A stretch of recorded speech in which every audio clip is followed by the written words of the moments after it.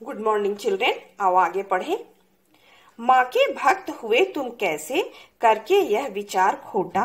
माँ के सम्मुख ही माँ का तुम गौरव करते हो छोटा। कुछ न सुना भक्तों ने, झट से मुझे घेर कर पकड़ लिया। मार मार कर मुक्के घूसे, धम से नीचे गिरा दिया। तो आओ बच्चों शब्दार्थ समझे। खोटा का अर्थ होता है तुच्छ, निम्न। सम्मुख का अर्थ है सामने। गौरव मतलब महिमा। तो आओ देखें क्या कह रहे हैं कवि।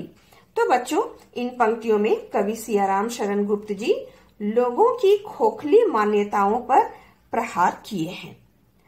तो बच्चों यहाँ सुखिया का पिता भक्तों से पूछते हैं कि क्या उनका पाप देवी की महानता से बढ़कर है। वे पूछते हैं कि क्या मेरी उपस्थिति से देवी का गौरव नष्ट हो जाता है। ऐसी तुच्छ विचारधारा के व्यक्ति अपने आप को देवी का भक्त कैसे कह सकते हैं। माँ के भक्त हुए तुम कैसे, करके यह विचार खोटा। ऐसा निम्न विचार करके तुम कहते हो कि हम लोग माँ का भक्त हैं, देवी माँ का। माँ के सामने ही तुम उनका गौरव को तो छोटा कर रहे हो, मुझे महान बनाकर। पुनः वे कहते हैं बच्चों कि ऐसा कहकर भक्त माता के गौरव को छोटा कर रहे हैं। किंतु बच्चों उनकी इस वेदना को उन लोगों ने अनसुना कर दिया और सभी ने उन्हें पकड़ लिया और मुक्के घूसे से मार मार कर उन्हें क्या कर दिया, नीचे गिरा दिया। और आगे पढ़ते हैं बच्चों, आगे आओ।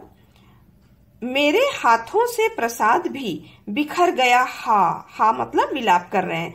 सबका सब हाय, अभागी बेटी तुझ तक कैसे पहुंच सके यह अब। न्यायालय ले गए मुझे वे, 7 दिवस का दंड विधान मुझको हुआ था मुझसे देवी का महान अपमान। तो बच्चों यहाँ दंड विधान का क्या अर्थ है, दंड की व्यवस्था। आओ आगे पढ़े क्या कह रहे हैं, समझे इसे आगे।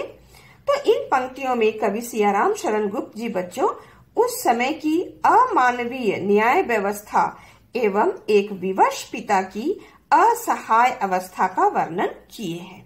बिल्कुल पिता असहाय सा हो गए हैं। क्या कह रहे हैं पिता, आप देखो। तो पिता कहते हैं कि लोगों द्वारा की गई मारपीट से सारा प्रसाद जमीन पर बिखर गया। मेरे हाथों से प्रसाद भी बिखर गया।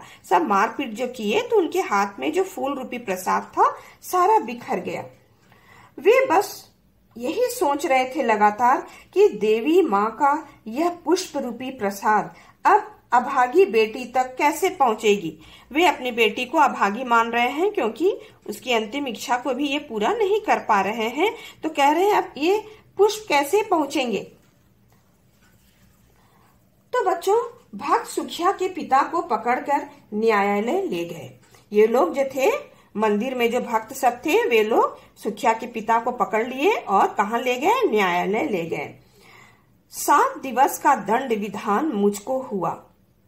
तो बच्चों और जहां उन्हें 7 दिन कैद में रहने की सजा सुनाई गई, 7 दिन का हुआ था मुझसे देवी का महान अपमान। तो पिता कहते हैं कि उस समय दंड की यही व्यवस्था थी क्योंकि उनके कारण देवी का क्या हो गया था, महान अपमान हो गया था, महान निरादर हो गया था वहां के भक्तों के अनुसार, उस समय की व्यवस्था के अनुसार।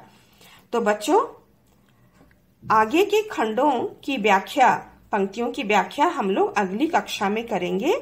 किंतु मैंने पूरे अंत तक के पंक्तियों की व्याख्या भावार्थ शब्दार्थ के सहित PDF में दे दिया है। तुम लोग अपनी स्पर्श की कॉपी में स्पष्ट रूप से लिखकर याद कर लेना। Thank you.